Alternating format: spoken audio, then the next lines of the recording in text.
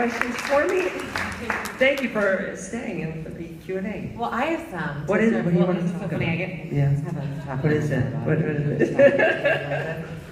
Well, you started after talking about your childhood, which was kind of funny. That was just a stupid joke. Which was a Terrible joke, joke. but you were. Yes. But it's this movie has so many great references in it. Yeah. Stylistic. So much of my childhood is actually up there. Well, that's what I was gonna ask, because I was sitting in the back with like the purple crayon and even the like Mr. Rogers' Neighborhood television shows.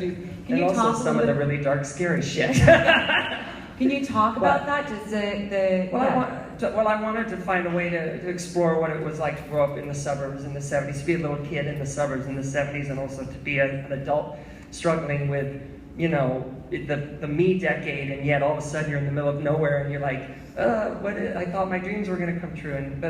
So that was sort of, the whole thing started with that desire. So, yeah. Did that answer your question? That totally answered my question. And then, everyone's so eager to. But so let's just jump in because we have some hands up. This gentleman down here. Oh, sorry. First, you're from Somerville, New Jersey? Somerset, New Jersey. Somerset. I'm from Basking Ridge, New Jersey. Yeah. So thank you. Neighbor. Oh, I know. Well, I know. I'm sorry. No, I'm curious. Was there ever a point when you planned to actually be in the film? To be in the film? Yeah. I'm so terrible. When I write, I never think to write myself a role. So I did a little Alfred Hitchcock moment there with the, I don't know, you blink and you'll miss me. But, no. No. All right, fair enough. It was my first feature, so I was like, maybe I should focus on that. No, fair enough, I understand. But Next movie, I'm playing a Kenneth Branagh. do it. Yes. Yes? So, I loved all the Tom Rutherford songs. What was the character role? Did you know? Or was that just the utopia thing because of his face? Well, I'm obsessed with Todd Rundgren. He was like always 10 years ahead of his time. And yeah, exactly. I love him. So it was. Great. Oh, good. Thank you. I love the music of that time. Classic rock. Oh, good. Thank you.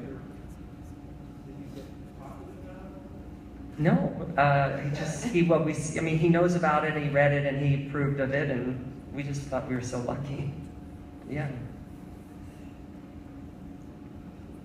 I have a question at the beginning. Oh my God, you scared me. I'm Don't ever sneak up on me again. At the beginning it says it's adapted from a play. Can you talk a little bit about that? Was that Oh yeah. Well, that's what I did was I came up with that idea, and I sort of called some of my absolute favorite, funniest actor writers, and they came to my apartment, and for 3 months I sort of directed them through improv scenes, and they created these just indelible characters, and I would tape the improvs and type them out, and sort of sit through it and build scenes and hand them back, and it sort of grew out of improv, and then we actually, then we had to turn it into a movie, which was this whole other, you have to open the world, and we added characters and sculpted it a lot more, and so it grew out of that. Yeah, I actually played Matt Bomer's part in the play, but he has an actual robot hand, so it just made sense to hire him. For me, I would have had to act that. Not that good. And also, this is my last question for you. Oh. Can you tell us about the little girl who plays Sunshine in this? Because she's actually a full-grown woman with a liver disease, so we're so lucky we a found tiny middle-aged woman. wise beyond her years. She has 3 daughters that were always running around the set, and the daughters are that big, though. So it's very confusing. Which one, you step on them, you're like, they get under your feet.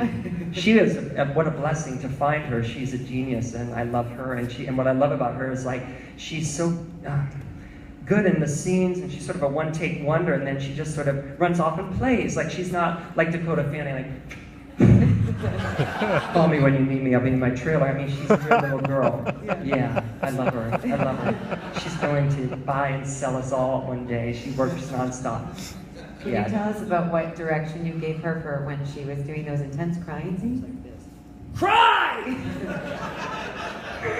Or your dog, gonna kill your dog! No, literally, I went up to her on her first crying scene. I said, Kylie, in the scene, you're gonna have to cry. And she goes, cry or sob?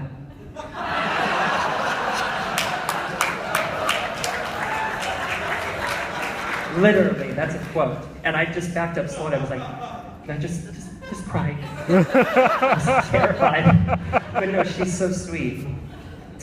We won't keep you much longer. You have a question? So, did she know she was going to kill the dog in that dog, or was that I'm sorry, did the little girl know and the character know?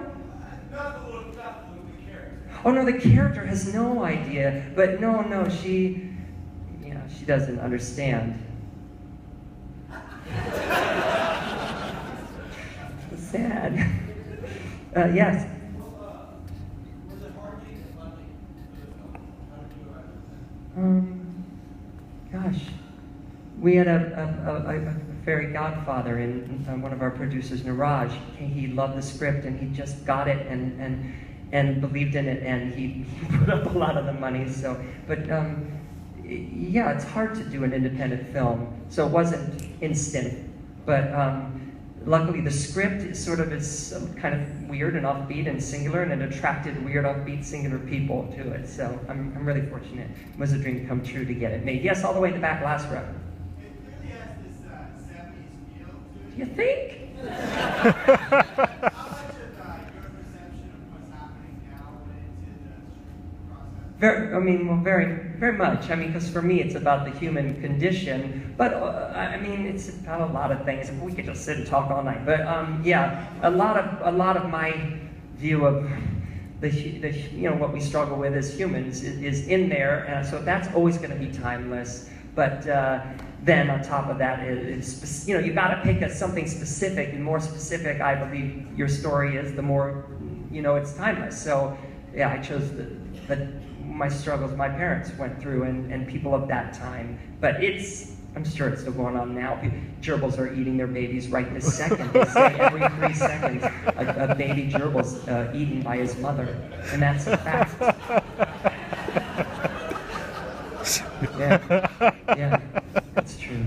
Yeah, I'm sorry. Yes. So I heard that you had some shots on an iPhone, and I was wondering which shots were shot. We shot some of this on an iPhone. Okay, well, Keir Delay, I flew to New York and we shot him on an iPhone.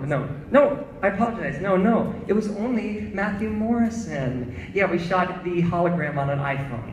Yeah, he came to the production office and shot in front of a black screen. But that was all you needed. And yeah, so I can show it all to you. The rough footage is here, and they shot it naked too. So if you want to see those shots. I'm totally kidding. No, that's not true. That's not true. Yes. Space 1999, Star Trek, Logan's Run. How much were those influences? I'm a crazy, huge fan of the future, as I would imagine in the 70s. I'm living my apartment looks like a spaceship, and some of the props in the movie are mine. But absolutely, Logan's. Boy, we could get into this, but 2001, Space 1999, Star Wars. Logan's Run, sort of, yes. And then Star Trek, sorry, I love Star Trek, but that was not, we didn't, that wasn't visually what I was going for, but what I did love, I wanted to do, how in Star Trek you're always up on the bridge and the aliens are coming. Well, I always wondered, what's happening in the cafeteria, what's going on in the bedrooms? And so that's another one of the things that drove this. Yeah, but it was definitely an homage to Stanley Kubrick, and all those great, Silent Running is in there, you'll see. Yeah, there's a lot of nods. Yes? Did I see correctly that you worked with Ben Burt? Benny Burke. Yeah. Sorry, yeah, absolutely. Our sound was done at Skywalker by the son of the man who did the sound for Star Wars. And and Matt's robot hand was done by the woman who did C-3PO's arms, the sound. So, he blew me away. The sounds are so specifically exactly the right, are we done? Yeah, the right date. Oh, okay, the right date. And it was a dream come true. Benny was doing the sound, and the organ that they made R2-D2's voice on, that is sitting right there. It was incredible. Oh, yeah, it's just so cool.